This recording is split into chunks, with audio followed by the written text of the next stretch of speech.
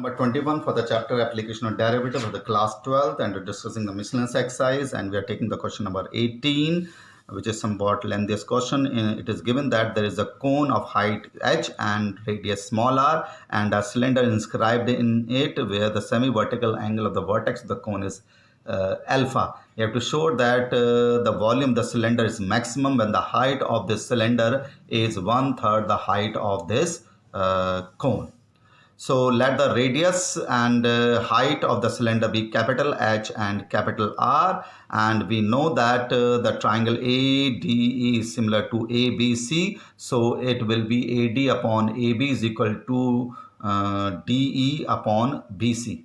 The triangle are similar, so AD upon AB will be equal to D upon BC, so AD will be equal to H minus capital H, and AB will be equal to H, and DE R, capital R, and BC is small r. So by doing this, we can get the relationship between H, capital H, and R and capital R. So I'm getting the value of capital H as H minus HR upon R. That is, I will eliminate capital H from this volume of the cylinder, that is pi r square H. So replace the value of H here, that which is H minus HR upon R, here H and small r, small h and small r constant. Now open the bracket, which is coming out to be pi r square H, pi r cube H upon R. Differentiate with respect to R because small h is constant here and small r is constant here. So the with respect to R, it will be 2r and it will be 3r square. Put it equal to 0, and you are getting r as 2r upon 3. That is, the radius of the cylinder is coming out to be 2/3 the radius of the cone. Now you can find the value of h in terms of small h by putting the value of capital R here. Put the value of capital R, which is 2r upon 3 here. So it will be h will be equal to h minus h, 2r upon 3.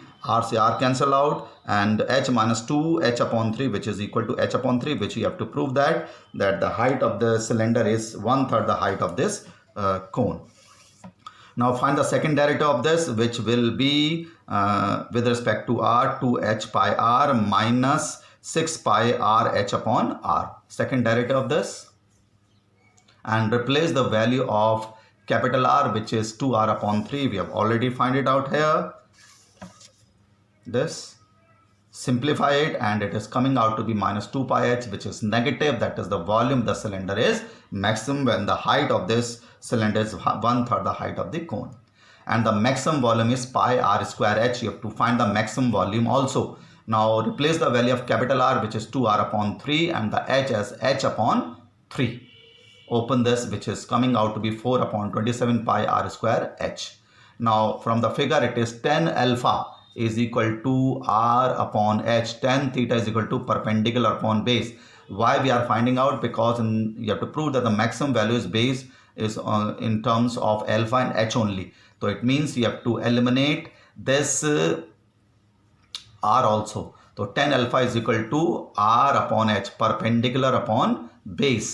So the value of r is h tan alpha. Put the value of r here, that is h tan alpha whole square, which is h square into h cube, 10 square alpha, and 4 upon 27. This is the maximum volume you have to prove.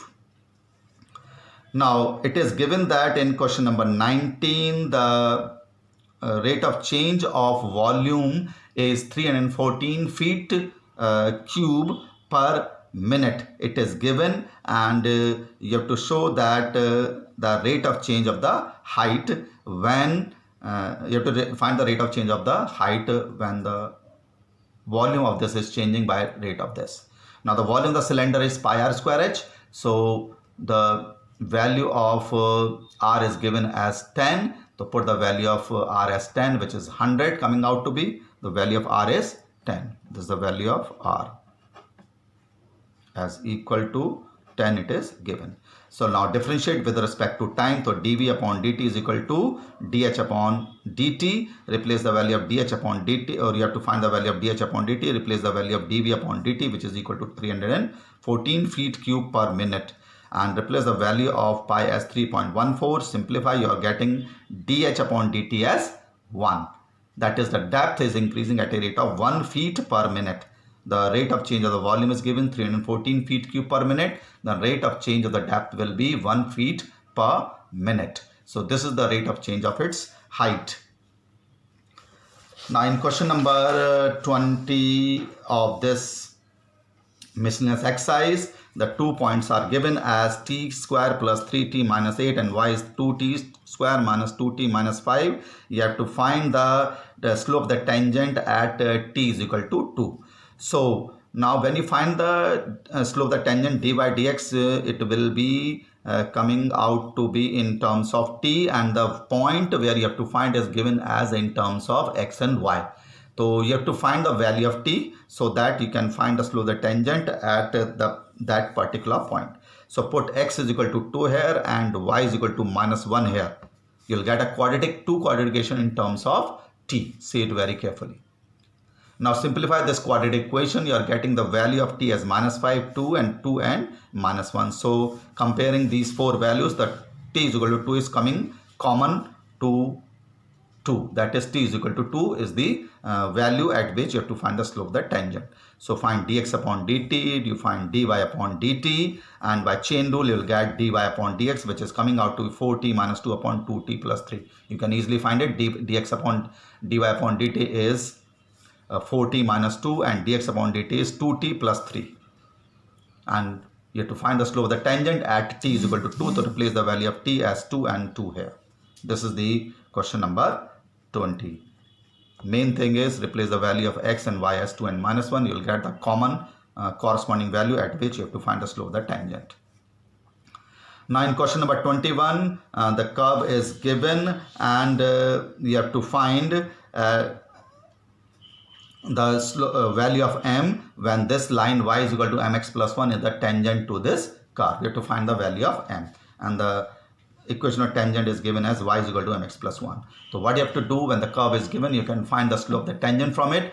2y d by dx is equal to 4, so dy upon dx is equal to 2 upon y, and the slope of this is given as m. So 2 upon y is equal to m, or y is equal to 2 upon m.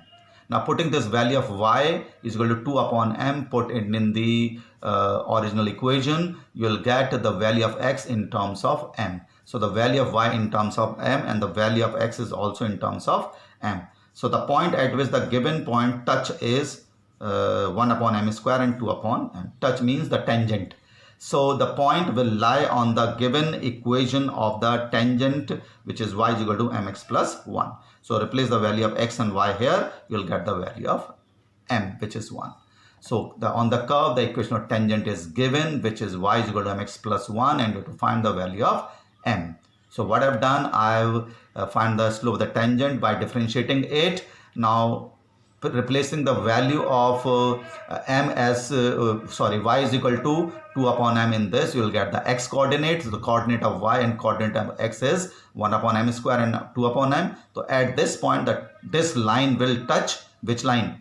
This is y is equal to mx plus 1. Why it is touching? Because this is the tangent. So this point will lie on this line. To replace the value of x and y here, you will get the value of m.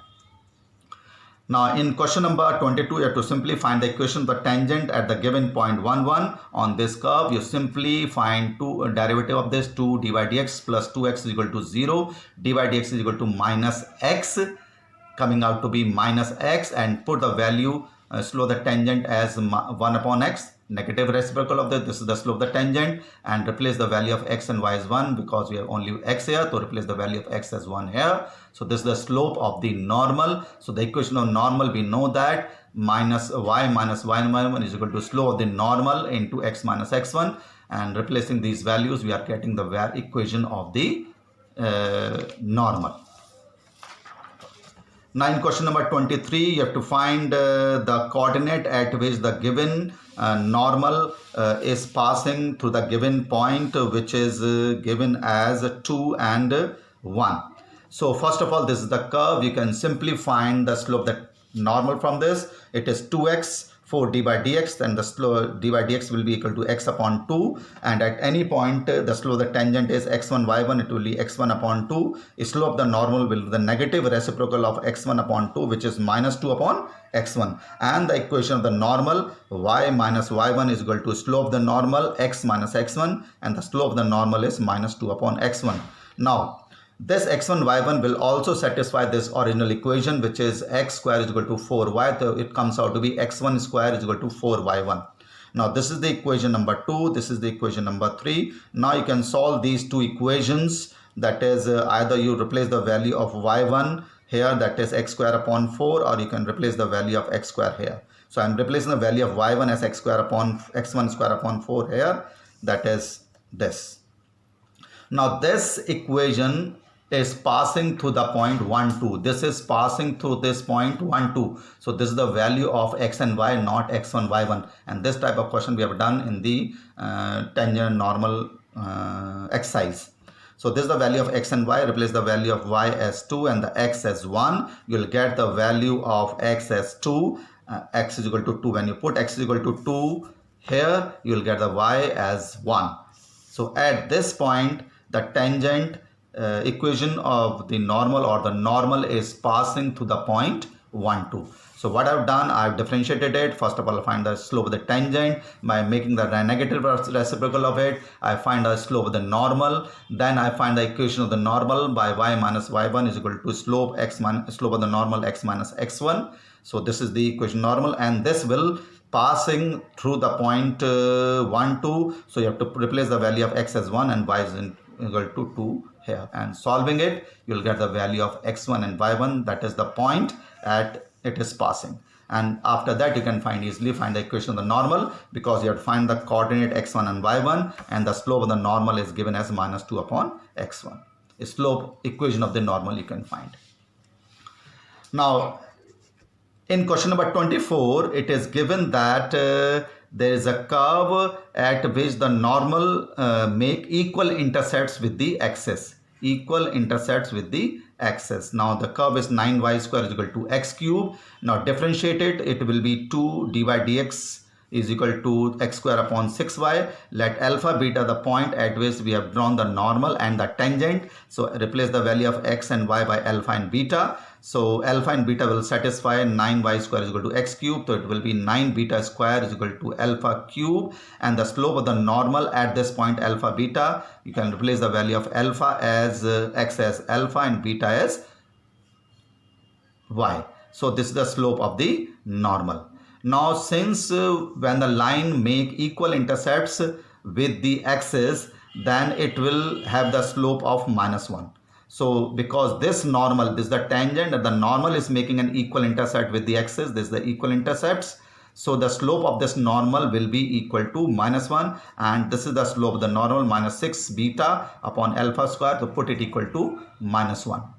Put it equal to minus 1. This is the relationship between beta and alpha. When you solve this equation number 4 and this equation number 3, you will get the value of alpha and beta, which is coming out to be 0, 0 and 4, 8 upon 3. So 4 upon 8, 3 is the required point where the normal to this curve is making an equal intercepts with the axis. So what I've done, I've taken a point at which the normal is drawn. So what I've done, I've differentiated this curve to get the slope of the tangent. By making the negative reciprocal of this, I'll get the slope of the normal, and the slope of the normal at the point alpha beta is obtained by replacing the value of x as alpha and beta y by beta. Now this is the slope of the normal, and this slope of the normal will be equal to minus 1, because this is the normal which is making an equal intercepts with the coordinate axis, and any line which make equal intercepts with the axis have the slope minus 1, because this line will make an angle of 135, and tan 135 is equal to minus 1. So put it equal to minus 1. This is the relation between alpha and beta will satisfy the original equation also, and you've got this 9 beta square is equal to alpha cube. By solving this equation number 3 and this equation number 4, you're getting the value of alpha and beta at 0, 0 and 4, 8 upon 3, and the point is 4, 8 upon 3 is the required point given in the option of this question. So this is the completion of the chapter application on derivative, which is a very, very long chapter, and you have to give a proper time to have a good command over it. Thank you.